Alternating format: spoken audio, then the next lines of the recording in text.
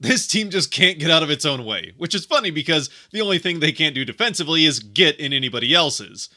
What's cracking, everybody, and welcome back to Kraken R&R, where the Kraken lose their second of 2 home games to the Anaheim Ducks, just like the first one, sloppily, poorly played defensively, and this time 6-4. And it's a game that I feel like the main story coming out of it is going to be Philip Grubauer, and we will get to that, but it's just the same problems the Kraken have been having over and over and over again this season, where they just force their goaltenders to make spectacular save after spectacular save, and if they can't, it ends up in the back of the net pretty often. And weirdly enough, it comes right after a game where they played fantastic in Edmonton, one of their best efforts, full 60 minutes. I even said so after the game, and although they lost, it was a game where it felt like they had kind of found ways to win games that maybe they did or didn't deserve, didn't necessarily play full 60 minutes of in that homestand. They'd won 3 of 4. They go to Edmonton, play a great game there, and now they come back home and lay a complete egg and look like, well, let's just say they look as sloppy as they have all season long, and that includes the previous games from earlier on in the season against the Ducks and Sharks, which, oh, by the way, the next team the Kraken get to play is the Sharks, so they get to relive that whole nightmare again, a team that they have yet to beat this season. And now on top of all of it, while the Sharks were playing at least reasonably well for the Sharks the last time the Kraken played them in those back-to-back games, this time the Sharks are 2-8 in their last 10 and had lost 8 straight before just coming across a win against the Penguins. So yeah, the Kraken are probably going to find a way to lose that one too, especially if they play the way they did tonight. I don't even care if it's Decord in net. Look, Grubauer was pretty bad in this game. The Kraken hung him out to dry enough times that Decord would have looked pretty bad as well. And one of the goals is completely on Grubauer, but he also made a couple pretty spectacular saves midway through the game. And you know what, with that, and since there's a lot of goals to get to because of how the Kraken played or maybe didn't play defensively throughout this game, let's get right into it and get through this one. The Kraken give up the first goal pretty much right away. I don't think it was the first shot on net. It was the second shot attempt. I don't know if it's the first one on net. Either way, it ends up in the back of it as the Kraken just completely leave the center of the ice open in their own end. And it's Troy Terry who just drifts into the middle of the slot, wide open. He gets the pass, fires off the quick shot. Not really much of a chance for Grubauer. He throws his glove to that side, hoping to make a spectacular save. He doesn't on this occasion, and it's 1-0 Ducks right out of the gate.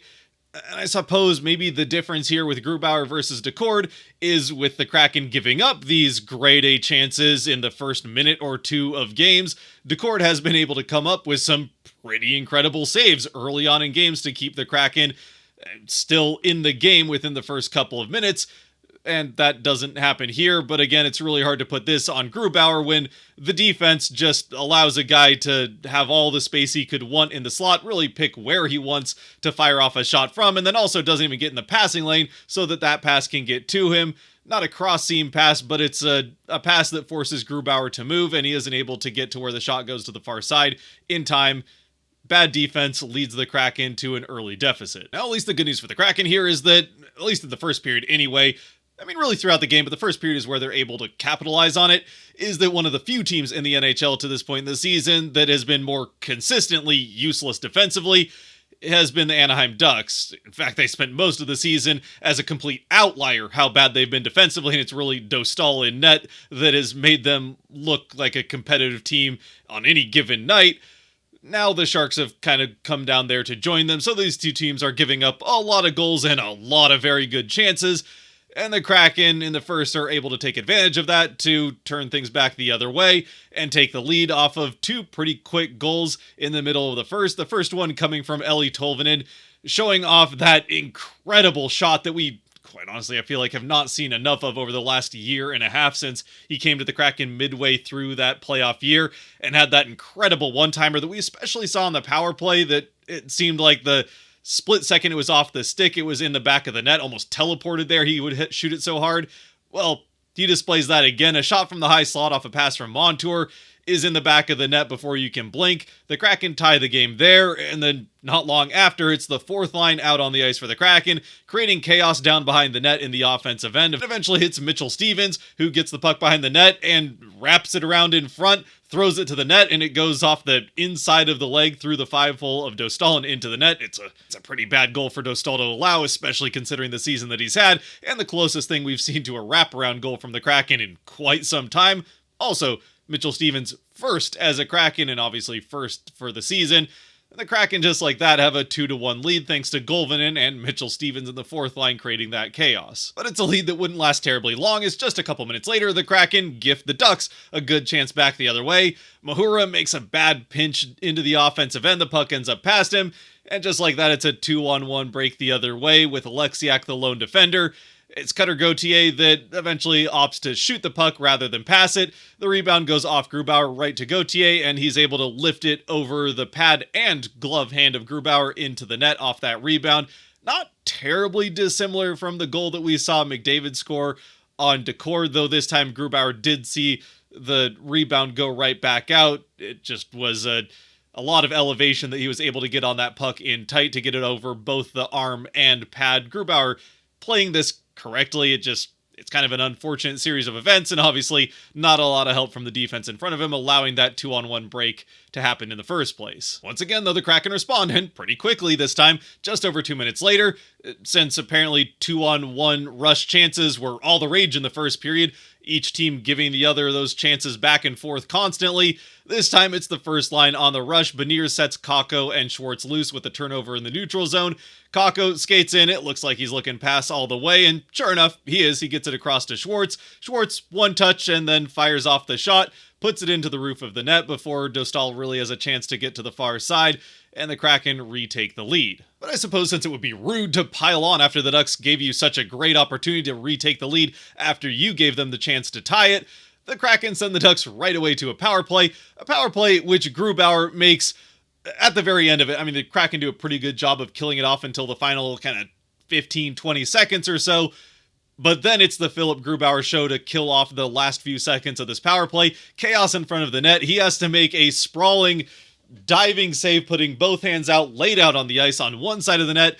The rebound still ends up back with the Ducks. Somehow the Kraken unable to clear the loose puck. And before you know it, it's a pass across the seam to the far side for a one-time shot. And Grubauer is able to get to his feet and dive across with the glove hand to snatch it out of the air. It's easily his best save of the season. It's one of the best saves we've seen a Kraken goaltender make this season, and it comes after a pretty good save on the far side as well. 2 back-to-back spectacular saves, and statistically, although things didn't look great for Grubauer at that point in time, you had to say he'd honestly played fairly well, and the 2 goals that got past him were just terribly allowed opportunities by the defense, and now he bailed them out on what really should have been a third goal for the Ducks here in the first. Of course, the Kraken, having survived that and dodged the bullet with Grubauer bailing them out right at the end of that power play, decide to send the Ducks right back to another power play to finish off the last minute of the first and start the first minute of the second. And they kill off that power play entirely. What they don't do, though, is remember that they still have to keep playing defense after the power play comes to an end. The power play comes to an end a minute into the second period. The Kraken kill it off, and then as the penalty kill comes to an end for the Kraken, the fifth skater out on the ice, which I'm pretty sure was Mahura this time around. It really hardly matters, though. He doesn't even get across the Kraken blue line into their defensive end to be able to help before the Kraken completely lose track of everything defensively. I mean, even the penalty box is farther away, so it does take longer to get across the blue line, but as soon as that little jingle goes off for the end of the penalty kill, the player out of the box, the Kraken just completely abandon everything they'd done on the penalty kill and allow Mason McTavish to skate all alone into the wide open ice at the low face-off circle on the far side, Grubauer's glove side on the right side there, and he gets the pass, fires off the shot, no chance for Grubauer. It's a tie game. So obviously then, once again, some pretty poor defense from the Kraken. Heck, even if this was a straight-up power play goal, it would be pretty poorly defended to allow a player to just skate completely unchecked wide open into that dangerous location for that one-time crossing pass. But it's no reason to worry. The game's just tied, and the way the Ducks have been playing defensively, they're bound to give you another good chance. That's been happening over and over as the game has gone along so far, so you'll probably get a good chance to retake the lead.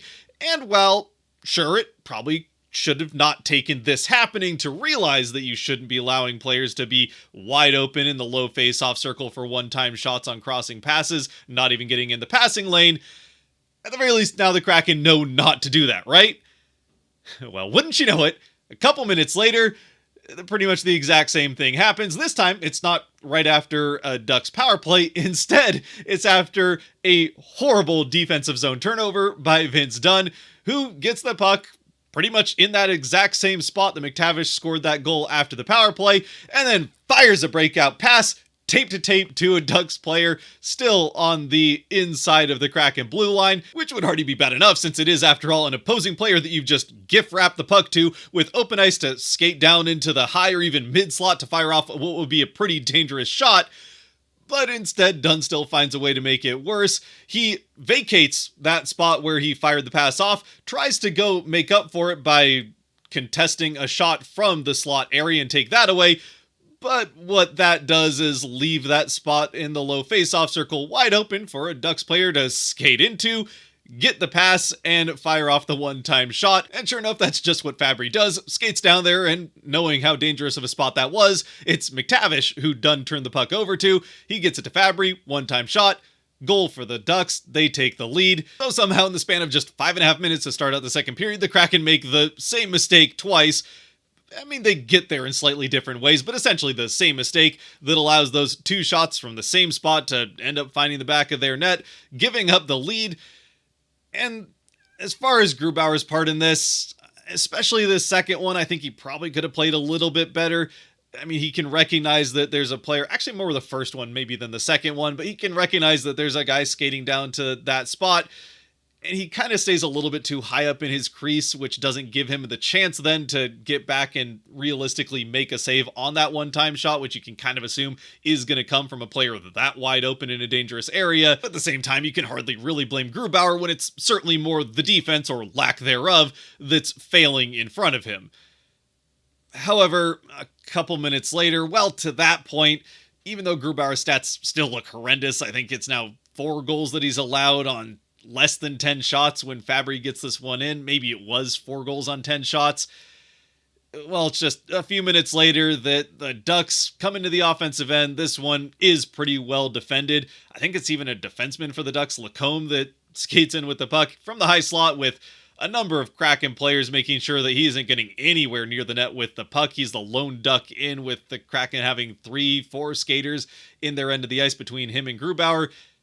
He just fires off a shot, and Grubauer whiffs with the glove hand into that same top corner over the glove to give the Ducks the 5-3 lead, and this is a goal that is frankly inexcusable. And it's also the type of goal that would absolutely get a goaltender pulled on most nights, but considering that Decord started the night before, and you already forced Decord to play back-to-back nights after pulling Grubauer 7 minutes into the last back-to-back, at this point, the Kraken just got to keep Grubauer out there and hope that the Ducks make enough mistakes back the other way that they can come back into this game, which, quite honestly, it felt like was going to happen right up until the last few minutes of the game when the empty net is hit by the Ducks, and we'll get to that, but the Ducks were playing this game poorly enough that it did feel like the opportunity was there for the Kraken to come back, even down 2 here in the back half of the second period. And to be clear, I'm not just saying that because of how the first period went or how bad the defense has been from the Ducks all season long, but because from this point on, the Kraken really do control the game the rest of the way. They actually start to play some defense, which they kind of did after allowing those 2 inexcusable, terrible defensive goals to start out the second period. They've been playing good defense from there, and now they start to play some offense the other way, getting some good shots off on net, but at this point it seems like Dostal, who has been fantastic this season and one of the best goaltenders in the NHL in spite of the team in front of him, he kind of seemed like he'd locked into the game after giving up that bad goal to Mitchell Stevens earlier on, and the Kraken just aren't able to solve him. It also doesn't help that the Kraken power play really doesn't go anywhere. The one chance that they get here in the second, and then through the second chance that they get early on in the third, finally they get a third chance, still fairly early on in the third, as the Ducks really are at this point doing everything they can to give the Kraken chances to get back into the game. And finally, third time is the charm for the Kraken on the power play after really not doing much of anything on the first 2. In fact, the second one, they gave up a pretty good shorthanded chance that Grubauer made a nice save on. Really his best save. I mean, nothing quite like what he did in the first period on that Ducks power play, but certainly the best save that he had to make in the back half of this game, with the Kraken starting to actually play something that looked like defense in front of him, like I said. Anyway, the Kraken get this third power play opportunity, and this one finally looks like a power play. The Kraken getting offensive zone time, shots off on net, and eventually it's a shot from Jared McCann that, of course, because Jared McCann has just been snake bitten for the last couple months now, it doesn't find the back of the net through a screen from Capo Caco, but it does go off the pad of Dostal out into the slot, where Shane Wright is waiting to put it in the back of the net. That's just what he does. Of course, it has to be right on the power play, because who else is going to score for the Kraken on the power play other than 51? He brings the Kraken back to within one, and from there, the Kraken continue to get chances. The Ducks continue to give them chances, but they just can't figure out how to get one past Dostal. And although it felt like the entire time they were going to find a way to tie it, that's just what they've done in third periods all season long. This time it doesn't happen. Eventually they go empty net and make one more bad, sloppy decision with the puck in their own end, turn it over in their end with the empty net. It ends up pretty quickly into it to make it 6-4, and that'll do it. The Kraken fall for the second time at home, getting swept, at least on the home side of things, by the Ducks this season. They did beat the Ducks the one time in Anaheim, and we'll get one more chance to return the favor later this season. And it's just another inexcusable performance on the defensive end, certainly from the Kraken, and goaltending that is, at this point, a non-option from Grubauer. And I really hate that this is where we're at. He's such a great guy, and obviously some great memories with Grubauer in net. That playoff run where he was fantastic against the Avalanche and pretty good against the Stars as well, got them to that Game 7 and only gave up the 2 goals in that game, neither of which were his fault. That was just a very well-played series against a very good Stars team. Got the Kraken a lot farther that season than anybody expected them to be. But we're at a point now where it's clear, somewhat like at points in that first season, that his confidence is completely gone. And yeah, again, with the defense, just like with the inaugural season, it is a defense for the Kraken that is completely leaving him out to dry on multiple occasions every single game. And a lot of the goals against, I mean, don't necessarily look like they're his fault, at least not majority his fault anyway. But at the end of the day, it's the same team in front of him that's in front of Decord, and while I do think there's something there that the team just plays a little bit better in front of Decord for whatever reason, not enough to make up the difference in stats, where Grubauer now has a save percentage of .866, which is, I mean, that's pretty bad. In the last 3 starts, he hasn't gotten above .775. The last 2 before this game, he was pulled in either of those, so he didn't even get to finish the game. But I mean, an .850 save percentage is a non-option. Below 800 and below .775 in 3 straight starts is, I mean, if he didn't have the contract he did, he would have been sent down a long time ago. Again, as far as the defensive side of things is concerned, we talked about how bad the Ducks are defensively. They and the Sharks are by far and away the 2 worst defensive teams analytically in the NHL, and neither one of them has a goaltender this season with a save percentage worse than Grubauer's.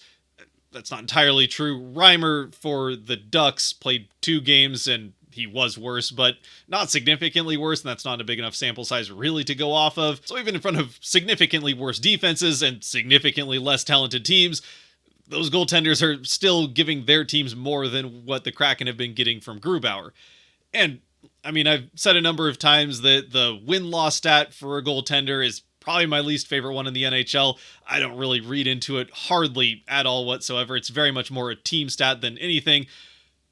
But when you have a discrepancy like what we're seeing from Grubauer and Decord, it does kind of start to stand out, where Decord, if you take what he's given the Kraken, his win-loss record, or the Kraken win-loss record with him in net, they might be a top 3 team in the Pacific. They'd certainly be in a playoff spot. Meanwhile, Grubauer has a 5-15-1 record, and now 5-16-1. I think this one made it 5-15-1. Either way, I don't think that you can say he's cost the season for the Kraken, but if you were to go just off of that, it's a conclusion that could be drawn. And as far as where that leaves the Kraken, where we go from here with the situation, Grubauer still has 2 years left on his contract, and there's still the option of waiving him and buying him out eventually, and you just end up having to take a cap hit for the next few years to deal with that buyout. And maybe that's the option they end up going. I kind of don't see with the way things are right now. The Kraken bringing Grubauer back as a backup option next year. Maybe they just waive him. He sits in the AHL, but I feel like they kind of just have to buy him out, take the hit, bring in a backup for a couple million, and at that point, it's kind of a wash as far as the cap is concerned. Decord's your starter going forward as long as you don't burn him out by playing him every game the rest of the season, aside from the back-to-backs, where you do need somebody to play in net. And I mean, with the season kind of already lost, I don't know if there's much point in the Kraken moving on from Grubauer mid-season right now. But at the same time, that's something that in a similar situation, the Penguins already did just a few weeks ago after the first time they played the Kraken back in Pittsburgh. They waived Jari after that game. He hasn't been back with the Penguins. No one picked him up, so I think he's in their minors system. But the point is, it is something that the Kraken may consider here of just, I mean, it's not working with Grubauer as the backup. And while the season's already lost and losing more games kind of just helps you at this point in time, it doesn't help team morale. It doesn't help the players who, I mean, they'll never say anything, but you can kind of read between the lines a little bit that they feel like every time they make a mistake, the puck ends up in the net behind them, which ultimately it's still their mistakes that they're making. They're still playing inexcusably bad defense at times, certainly in this game and far too frequently this season. And, you know, as far as the conversation of whether or not Grubauer is the one that cost the Kraken this season, I don't think the Kraken have played well enough, consistently enough, certainly defensively this season, or even offensively for that matter, to be a playoff team and earn that. If they had gotten there, it would have been on the back of some fantastic goaltending, which is what they're getting from Decord. But even if Grubauer had been just as good as Decord as a backup or a tandem, this team's not playing well enough to go anywhere in the playoffs, and I don't think playing well enough as far as the skaters are concerned to really deserve getting there. But you have to give yourself the best chance you can, and right now, Grubauer, even as a backup, isn't doing that. So I don't know, I guess, to me anyway, right now, I feel like they probably just end up sticking it out. Certainly, it seems like, at least as far as what they say to the media, the coaching staff perspective is that defensively, they're just leaving their goaltending out to dry far too often, and while especially that last goal in, and Grubauer kind of has one of those, certainly most games, that's just a really bad goal that he allows. Usually it does come after he's gotten shelled a bit from terrible defense, and then the confidence is a bit shot and one ends up past him that shouldn't. Either way, it seems like the general feeling is that it's more the team defense that's the issue and not the goaltending, so they probably stick it out the rest of the season with Grubauer, and if that means you end up losing a few more games the rest of the way, well, considering where you're at, that might not be the worst thing in the world. It helps your draft lotto odds. But if you feel like it's going to hurt team chemistry or confidence in the locker room, then maybe it is time to make a move. I don't think there's any kind of reason to trade for a goaltender unless you see somebody that you want to keep around for next season available. Then maybe you make that trade, but certainly not a rental for the rest of the year or anything like that. There's no point in trading for a goaltender, spending any kind of asset, even if it's a late round pick, to go and get a goaltender is just a rental for a season that's already lost anyway. Maybe then you bring up a guy like Stetska or something like that from the AHL, give him a few starts here and there, but you need to find some way to especially not burn out Decord through the back half of a season that at this point doesn't really matter. Meanwhile, as far as the defensive side of things is concerned for the Kraken, at this point I'm at a loss for any explanation or idea of what could possibly fix it for the Kraken. It's similar issues that we saw under Hackstall that are now cropping back up here under Bialsma. Just, it seems like at times throughout courses of games, certainly throughout courses of first and second periods this season, the Kraken just completely lose focus defensively, forget about guys behind them. I mean, forgot about Corey Perry completely behind them all alone on the far side of the ice in the previous game. And now you're forgetting about guys on the back door constantly for those easy, I mean, they called them in the post-game interviews tap-in goals, which maybe a little bit generous. They're still shots that have to come from the far face-off circle, but for an NHL player, especially talented, offensively talented anyway, young players like the Ducks have, they're not terribly difficult shots to make when the goaltender is, you know, trying to block off a shot from the other side. The Kraken defensively aren't doing their goaltending any favors, but you're at least getting saves from one of your two goaltenders.